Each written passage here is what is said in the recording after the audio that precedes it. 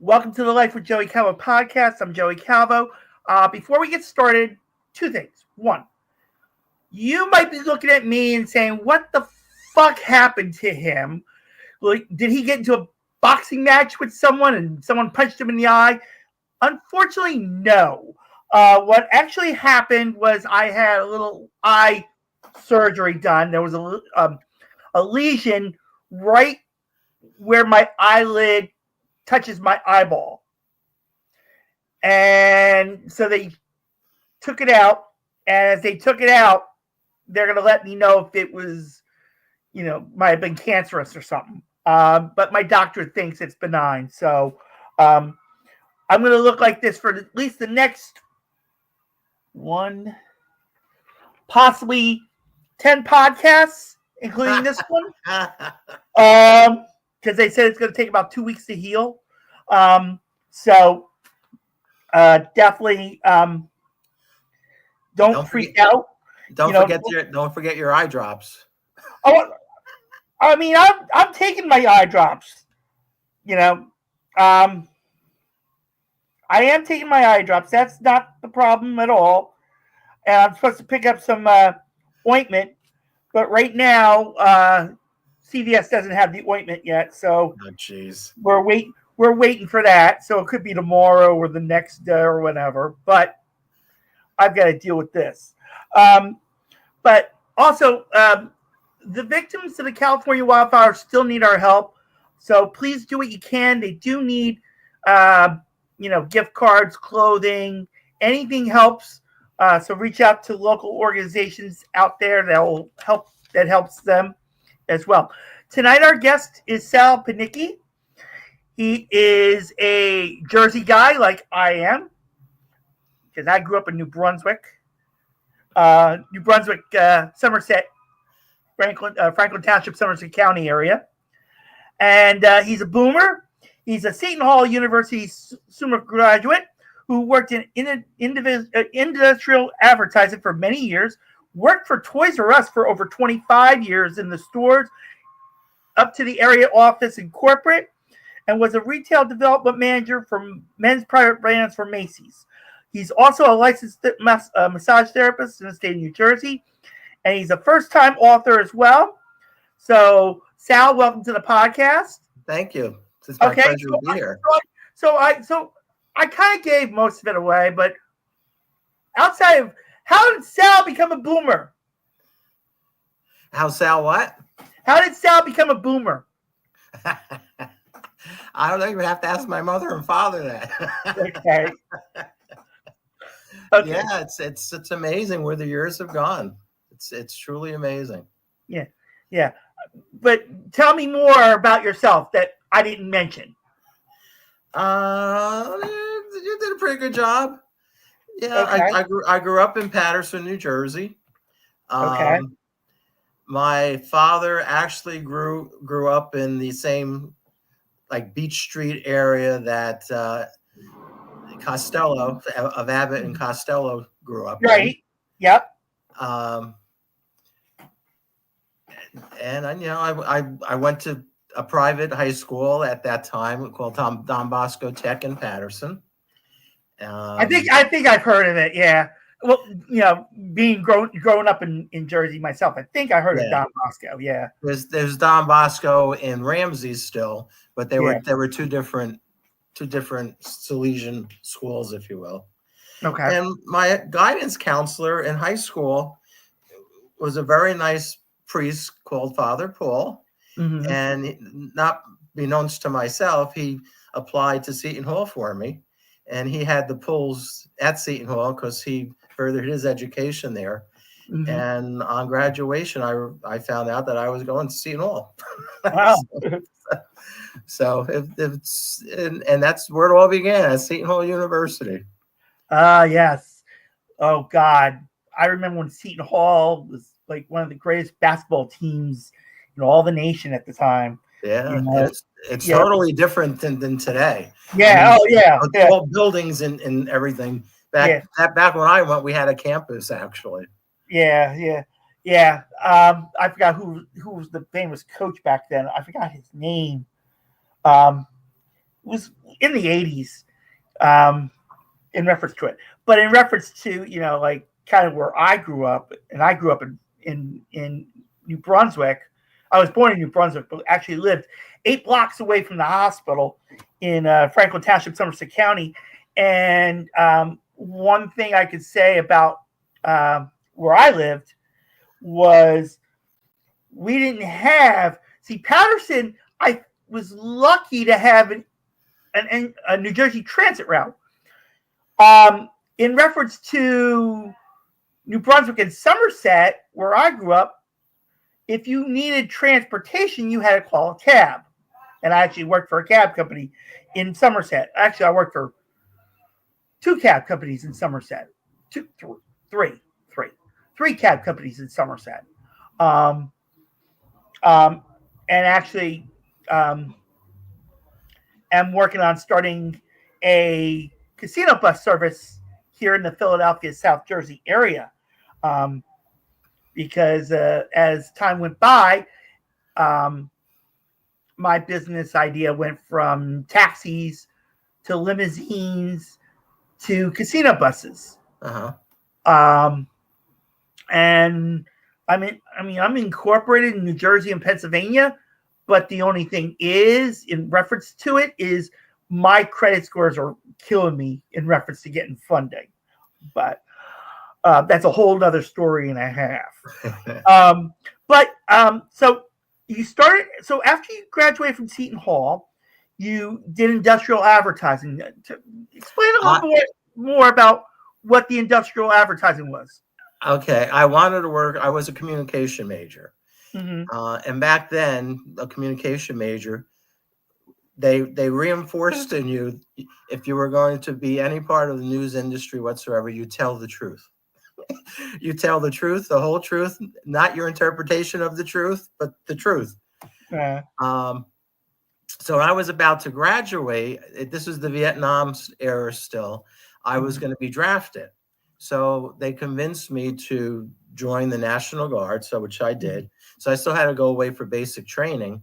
And when I got back, and the reason why I joined the National Guard was because Bob Wessler promised me an interview. He was a big producer at CBS in New York City, and he was a graduate of Seton Hall.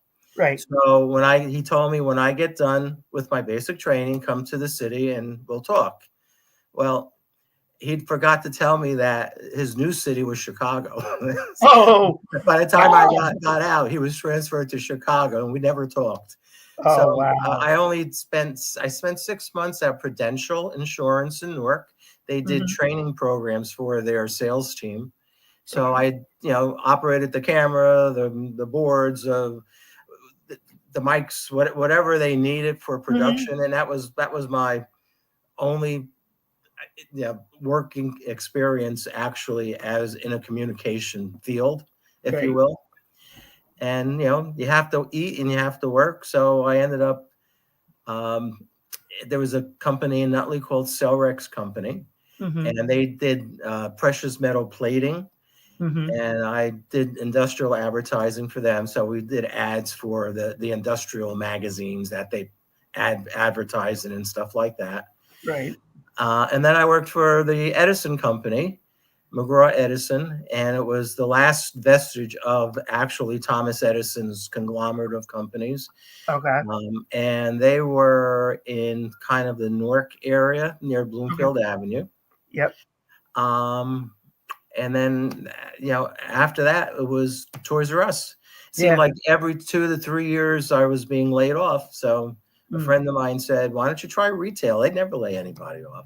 Yeah. So I read a blind ad in the Star Ledger, which was a big newspaper in northern New Jersey.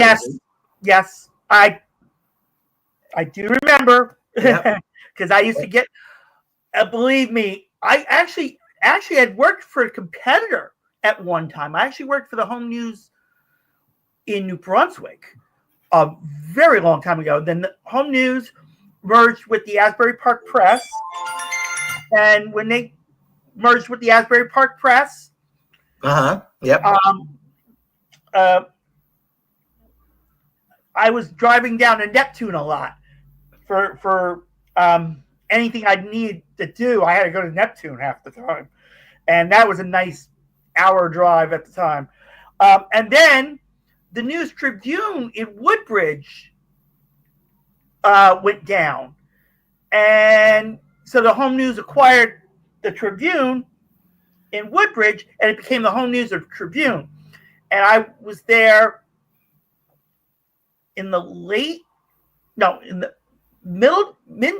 mid 90s.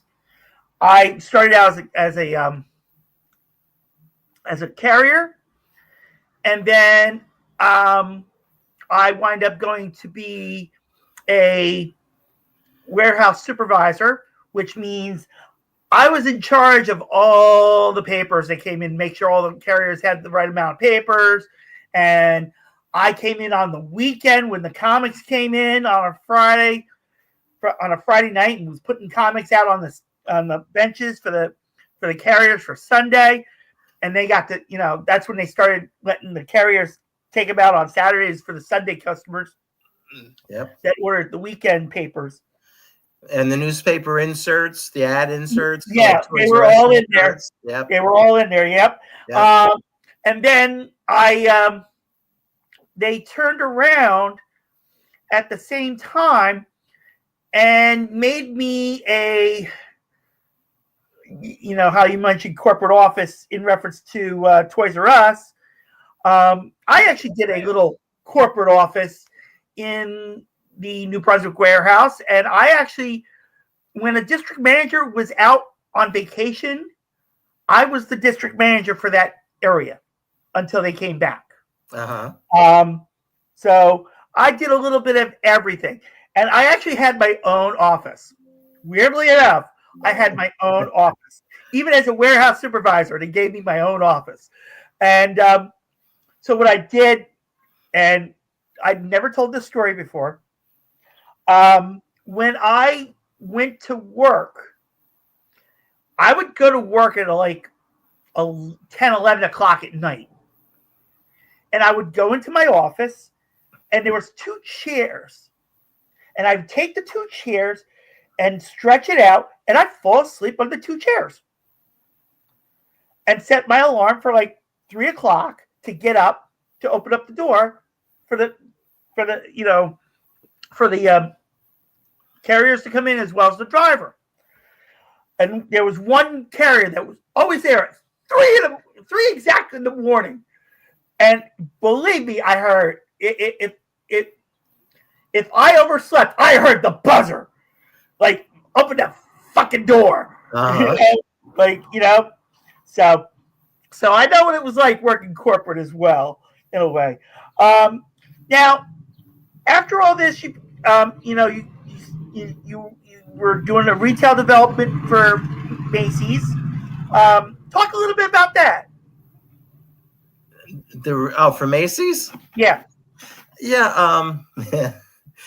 It's amazing how we made any money, but again, Toys R Us, upper management comes out with programs, and you have to make them work.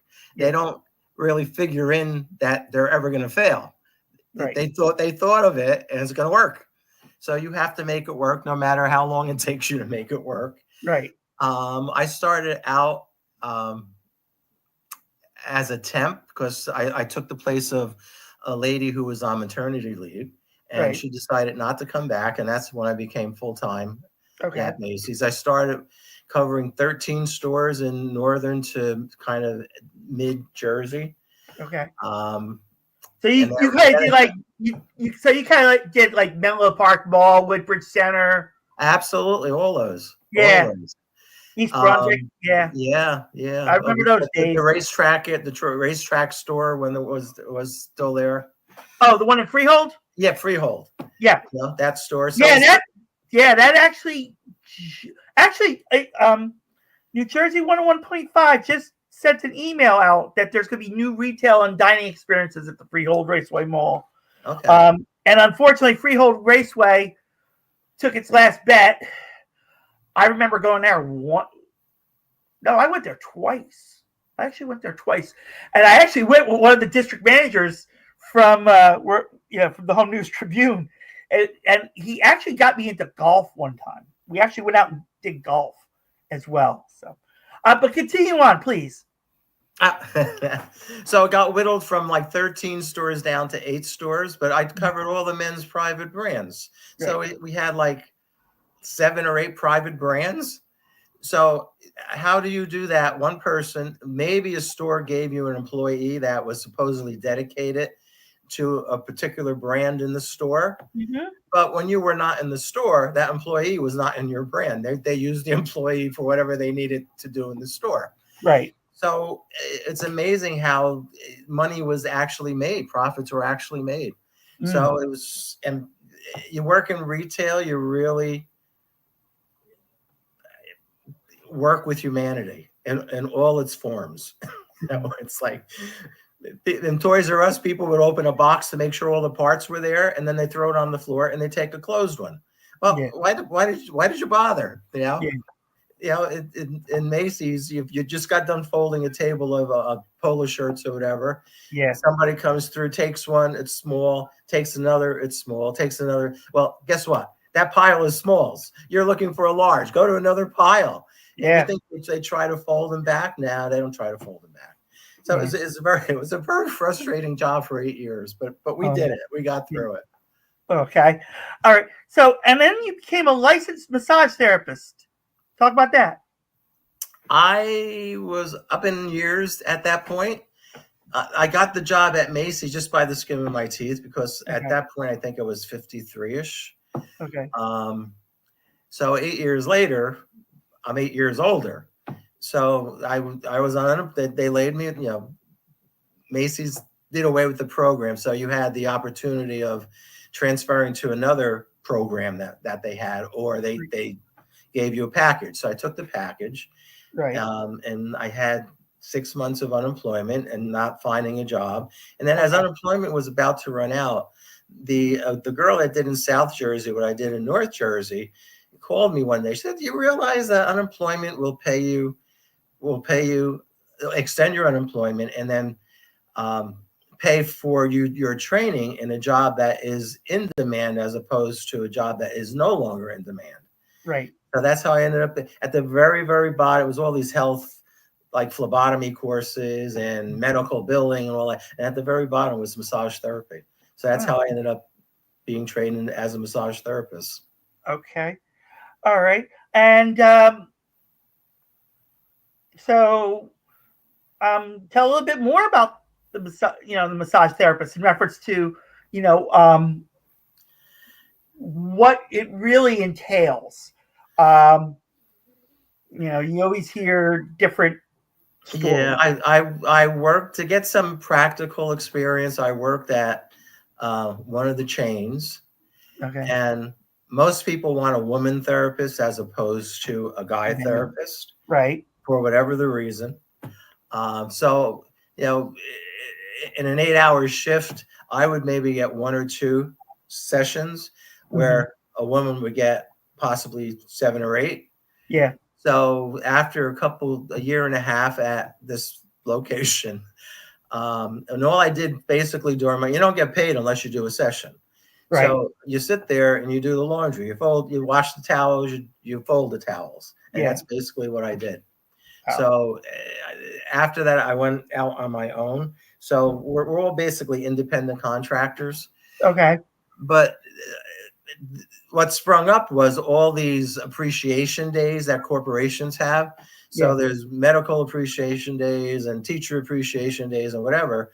So they hire us to do chair sessions. So they're like 4 hours to 5 hours, giving us 10-minute or 15-minute massages to the employees that are being recognized.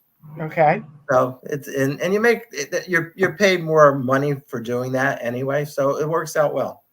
Okay. And it's nice. It's a nice feeling when you actually help somebody like that. I never had that in my life before.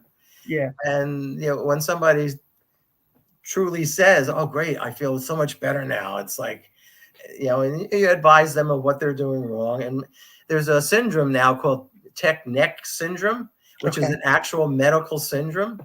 And it's from, a younger generation is being round shouldered because all they do is slouch on their tablet, their phone, or their computer. And we're creating a generation of scoliosis. So it's a shame. Yeah. So everybody has to get out there and enjoy the outdoors, exercise, do something other than your tablet. Okay. All right. And another thing that you, and we're going to get to the author part in a moment, but okay. You also had experience with TRU corporate? Yes. Okay. Can you explain about that? I in the area office, one of my functions, I started out in human resources, and then functions change and they let people go. And one of the changes was they transferred me to inventory control. Okay. And one of the functions of inventory control was getting the black and white ads out to the local papers that you talked about. Right. So that was my job, and that dealt with corporate. So one of the managers up at corporate, and then it was the advertising department, came from the Detroit area, and he and his wife wanted to move back to be closer to family. So when he left, the position opened, and I firmly believe that management did not want to pay for somebody to relocate from another location or pay a higher salary to hire somebody from the outside. Right. And since I was in basically Secaucus and they were in Paramus. Right. I was cool. My boss in inventory control suggested me as the replacement. So that's how I ended up in the advertising department of corporate Toys R Us. All right. So you wrote your first book, A Life Well Lived. Yeah. Explain a little bit about that one. It's A Life Well Lived. and basically it's my mom's life story. And anybody, I think, who goes through the loss of parents at some point, you start reminiscing about the stories that they used to tell and what they used to do. And as the years go by, those stories kind of fade a little bit and change from what they were to what you're interpreting at that point. And I didn't want that to happen. So I just started to write things down, and it ended up being a booklet. Writing it, I thought it was a book, but it's actually a booklet. But I thought it's a fun story. She was a product of her time. One of the funniest stories was my brother was kind of a wild kid at that time. Okay. And he, the truant officer that doesn't exist anymore, used to come for breakfast because he would take my brother to school to make sure he got there. And he came early enough, so my mother made him pancakes and coffee and all that other stuff. Yeah. Thank God for that. I never had that problem. I mean, I don't even think Franklin even had a truant officer that I know of. I know when I was in high school, just before I graduated, a friend of mine, because I lived on a nice plot, I'll say. At the time that, as I was growing up, we had an acre, and it was only from one block to the next. So, and it was like wide. I mean, like you said, it was very wide. So on the side of the house, like we had this like somewhat wide area. So I turned around one night, and me and my friend were like, let's throw a party, Yeah. So we're getting ready to graduate high school and everything. And of course, the neighborhood kids would come along, and they ruined it in a way. They would try to want to come and like, no, you're too young and all this stuff, And of course, I'm too young, but I was able to get beer. I had like 3 cases of Budweiser on me. And within the hour, before the party even started, the police showed up. Oh, wow. And the interesting thing was, they knew who I was because my parents worked for the Township of Franklin. So I'm like, I know I'm going to hear about it later. Well, my parents never knew. Or I think they did, but they really didn't get on my case about it until later. But they kind of kept it hidden. So they just confiscated the beer and left. And life went on. So, Yeah. so that was my fun high school years. Now you wrote a second book. Yep. In the toy box. In the toy box.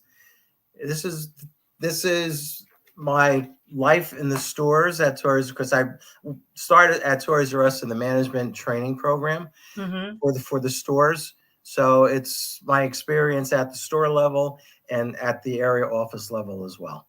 Okay.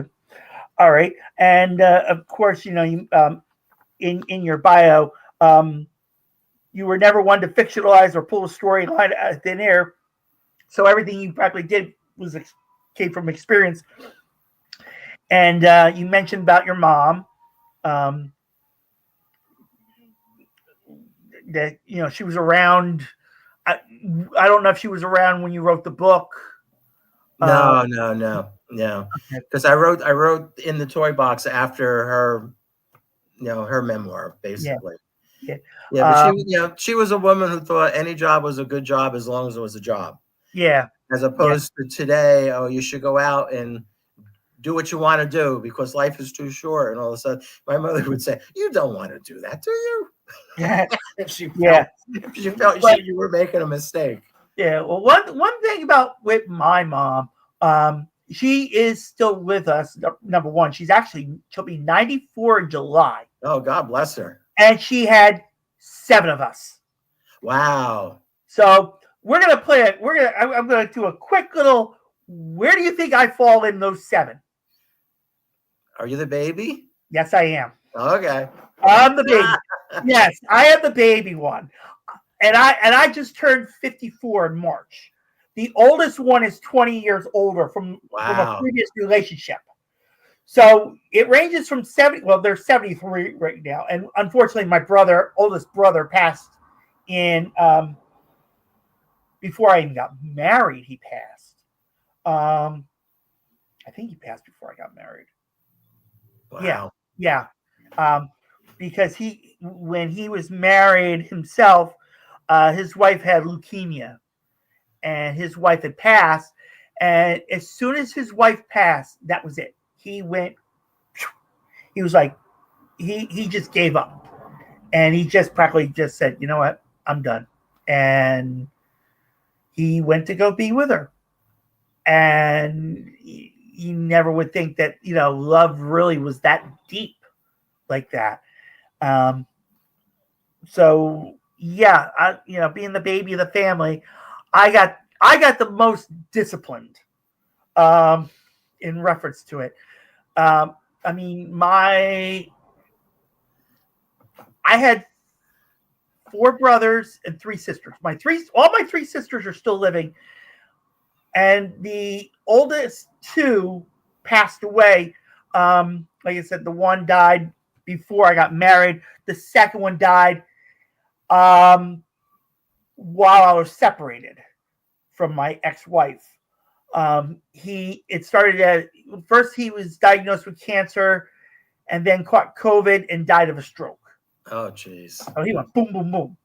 Wow. And he died just as the pandemic was starting. And to this day, it still gets to me because he used to get at me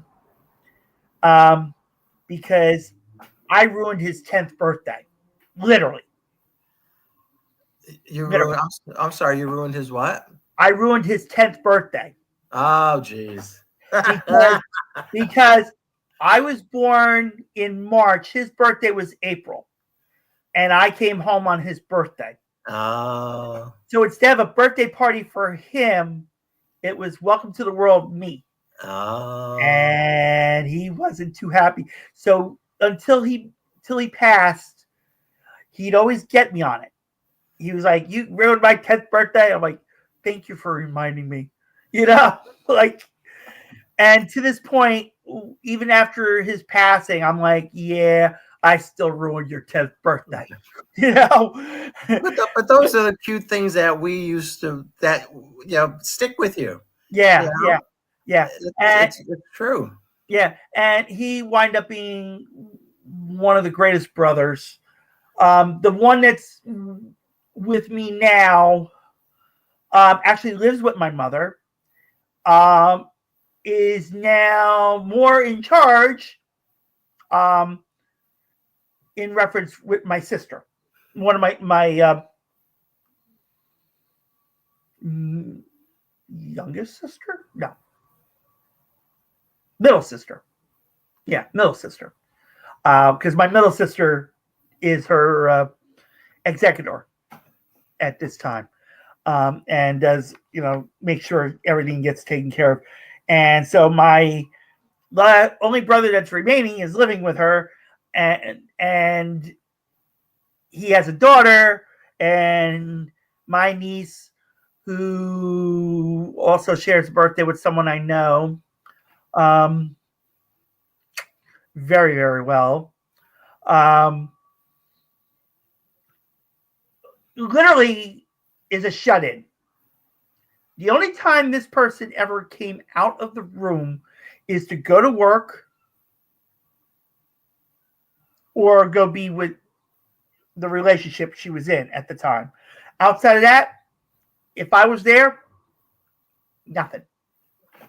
So, now, so, and that's the first time I shared really about my family in a while. But your mom being a great experience for you, giving you all that, greatest advice to turn it into a book and a booklet, means a lot. I mean, I could write a book on my parents. I really could not, because they did so much until my father passed in 2006. They did so much. My mother, still to this day, and I could not lie about it. My mother was a first aid responder for 50 plus years and still active in the first aid corps. Oh, wow. Yeah, she's actually part of the state, New Jersey State First Aid Council, I believe, still. Yeah, she's a big part of that. She's part of the fire districts. The ladies' auxiliaries, they had a lot, all those things, but all those organizations back then. Yeah, and she's also still part of the Moose Lodge. She's also part of seniors. She does local, she does stuff with the local with the Franklin seniors. She does a lot of crocheting. I talked to her the other day because my cousin's having something coming up, and she wanted me to let her know. And she's like, "Well, I'm making hats right now." I'm like, every time I call her, she's always busy. No matter what. Even at 94, she is really, really busy. And usually, like, when I do reach out, if she's not at a convention or a meeting, she's doing something. That's good, good for her. God bless her. Yeah. Oh, yeah. And, my father was the same way. And that was one thing I attempted to be, I attempted to be like my father. My father was actually chief of the local fire department for years. And when they had bingo on Wednesday nights, I would go upstairs and watch TV and hang out in the meeting room while they had bingo, because of course you have to be 18 to play and all that. Yep. So so I'm upstairs and I'm always looking up at the wall and I see my father's picture and everything. And I'm like, I'm going to try to be like him. I'm going to attempt to be like him. So I actually, when I graduated high school, I actually was part of the fire department. I was a volunteer fireman. But at the same time, I was going to Raritan Valley Community College, formerly Somerset Community College, because that's when Somerset County and Hunterdon blended, and they called it Raritan Valley. Uh-huh. So I was going there, and every time I was in class, the beeper would go off because they had the little beepers at the time.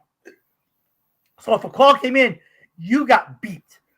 And I was practically leaving class so much. By the time I got there, it was like always too late because it was like a half-hour drive to get back to the firehouse in time. So I wind up sitting there. And it got to the point where it was too much that I couldn't do it. And I had to let go of it. So, but that was one thing. So what's next for Sal in reference to, do we see another book coming? Yeah, I'm writing one about my corporate experience. Okay. And I was going to say, I was going to title it, and I say it in the toy box, and I think it's in the forward of it. Yeah. And I was going to call it In the Plastic Toy Box. Okay. Because not that people were plastic, but at that point, all the toy boxes changed from wood to molded plastic. Uh-huh. But then I came up with another title. I'm going to call it From Road to Jeffrey Way. We started out at headquarters in Paramus on From Road. Okay. And they moved to a campus in Wayne on Jeffrey Way. So From Road to Jeffrey Way. Okay. My Toys R Us experience or something like that. Yeah. Well, one thing I will say in reference to Patterson is I actually was in Patterson. I think they considered it West Patterson at the time. But my final quarter, when I went for my associate's degree in business management at Berkeley College, Uh-huh. I had to travel up Route 80. And it was fun. And I went to the West Patterson. I think they considered it West Patterson. That campus up there off of Route 80. Oh, right. Yeah. Yeah, Berkeley College. Yeah. Yeah. So, yeah, I actually live in West Patterson now. It's called Woodland Park. Woodland Park. Oh, okay. Yeah. Well, I used to. Yeah, I used to go to the Berkeley College there in West Patterson. Yep. And because I started out in Woodbridge, because Woodbridge was a very, very small, and I mean, very small. It was like it was an office, literally. You know. But that's like an hour drive for you each way, at least, right? No, Woodbridge was like a half hour. That's it. Yeah, because Woodbridge, it was probably off of Route 1. Okay. In reference to that. Okay. And Route 1 from New Brunswick really wasn't that long, but to West Patterson, yeah, that was an hour. And especially when you have classes 4 nights a week, 3-4 nights a week. Wow. Yeah. It was fun. It was fun. But those were the days, and I mean the best things I can remember about Jersey, living in New Brunswick. One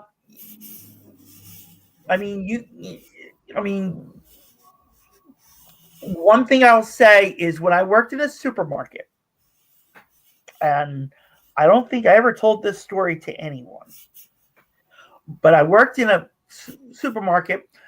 Remember the store Food Town? Oh, absolutely. Okay. Well, there was a Food Town in Somerset. Yep. And I was a cashier. This was right as I graduated, till about 91. And I had a customer always come through my line as a cashier. If I wasn't around, they went to somebody else, but they had to come through me when they were checking out their groceries. Well, an interesting thing is as I got to know this customer in particular, she mentioned a celebrity husband out of all this. And that celebrity husband was actually a professor at Rutgers University at the time as well. But he was also an actor, like I mentioned, and he was on Star Trek Deep Space Nine. Okay. And we are talking about Avery. He also played Hawk on Spencer for Hire with the late Robert York. Oh, okay. Well, they lived not far from where the store was at. So they would come through my line, her and her children, and we'd talk. And one day I was hoping he would ever come. I mean, of course he couldn't come because, it would have been pandemonium if that happened. But there almost was a little more pandemonium because another actor came into the store. But this time, most of the time, this person didn't come through the checkout lines. So there was a young lady who worked with me on the register, who started out on the registers with me, wound up getting promoted to the courtesy counter, working at the courtesy counter. And she called me up and she's like, Joey, Keisha Knight Pulliam just showed up. I'm like, what? She said, yeah, Ruby from the Cosby Show is here. I was like, okay. So I was like surprised. I was like, but at the same time, I'm like, nah, that couldn't be true. So one day she was coming into the store and she gets on the phone with me. She says, Joey, look. She's getting ready to leave. And here she is walking out the door. She was going to Rutgers Prep right down the street from the store.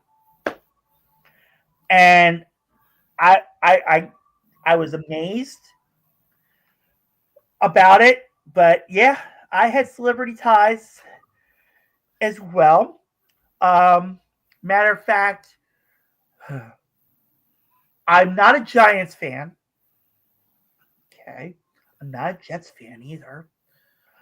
But the one time that we had a celebrity in the store, he was far in the back, so I never got the chance to see him.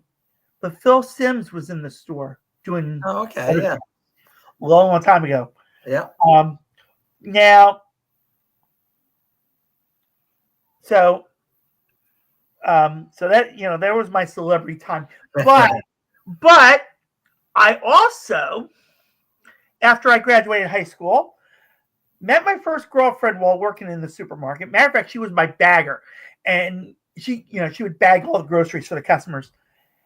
And a majority of the time, she would not let anyone else bag for me except jeez.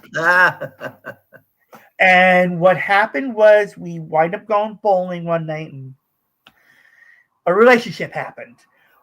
Well, she turned around and she was going to a different school in New Brunswick, and she gets a hold of me. She says, Joey, I got on the bowling team because I was a bowler in high school.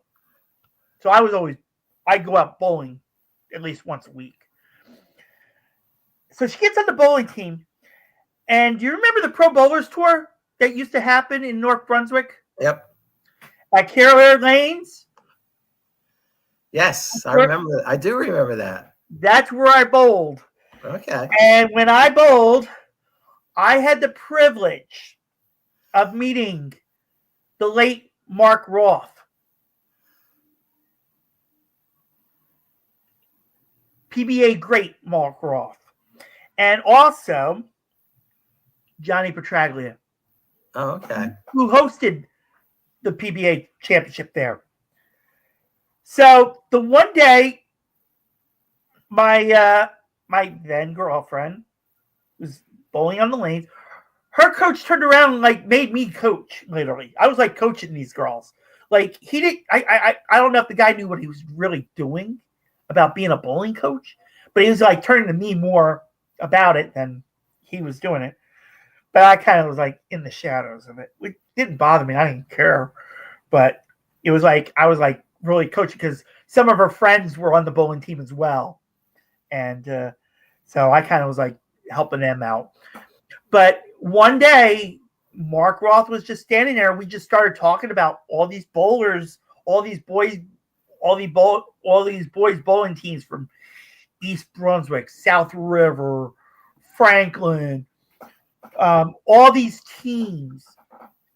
And I was like surprised. I was surprised that I was like literally chatting with him when we were talking bowling. I was like, oh my God, it's Mark Roth. Like I would never think in a million years that I would ever get to meet a professional bowler, if not two. Isn't it nice when people, famous people are actually nice and you find out that they're actually nice? Yeah. Oh yeah. It's a nice thing. It really is. Yeah. And I really did. And I didn't know that he had passed away until a couple of years ago. I was like, let me look it up. And to find out he had passed away. All right. So in closing, Sal, where can people reach out to you and maybe if they want, if maybe if they need advice and or want to look into how they can get the books? Yeah, both books are available on Amazon, and or oh gosh, Barnes and Noble. Barnes and Noble. At this point, yeah, I think they would enjoy reading them. I don't have a website myself because I am the least technical person I know as far as technology goes today. Okay. In fact, when I was reading your requirements, it said mic, and I have a mic, but there's no place to plug it in on my new computer. So I said, "Oh my God, does it have okay? Is it a USB drive or is it a It's a flat insert. It's a flat insert. Yeah. So it kind of like has this at the end. Yeah. Okay. Yeah. Usually on the sides. I did. I looked all over. Okay. And my side ones are wider, so I don't know. When we hang up, I'm gonna look around and see if there's someplace. Yeah. Usually they're on the sides or in the back. Maybe it could be in the back. Yeah. Yeah. So definitely, folks, get these books. Yes, please. I'd appreciate it. A Life Well Lived in the toy box, and A Life Well Lived. A Life Well, and the third one when it comes out, Prom Road to Jeffrey Way. The Jeffrey Way. Yeah, when that comes out, definitely check it out. I mean, you know how he mentions Amazon. I'm actually wearing an Amazon shirt because I actually worked at the Amazon fulfillment center in Burlington until February. I was let go myself. So, and I still reach out to a friend that works there, and he told me how much it changed since I left. So I'm sure it's amazing. They're even farming out distribution now, so it's not only Amazon that distributes the stuff. Yeah, it's other companies. So yeah, but definitely check out the books on Amazon. Go to your local Barnes and Noble. If they haven't been gone yet, because they might be the next ones to go. Definitely on both .coms, they're available. Yeah. So yes. All right. So Sal, thank you so much for coming on the podcast. And when the third book is ready, as of right now, I can say April of 2026. That's how far booked up I am until April. So when the book comes out, come see me in April. I will. And we'll have you on, and we can talk about that third book. Okay, I'd love to. Thank you for the hospitality and the invitation. You're welcome. And thank you, everybody, for watching the Life with Joey Calvo podcast. God bless you all. Thank you.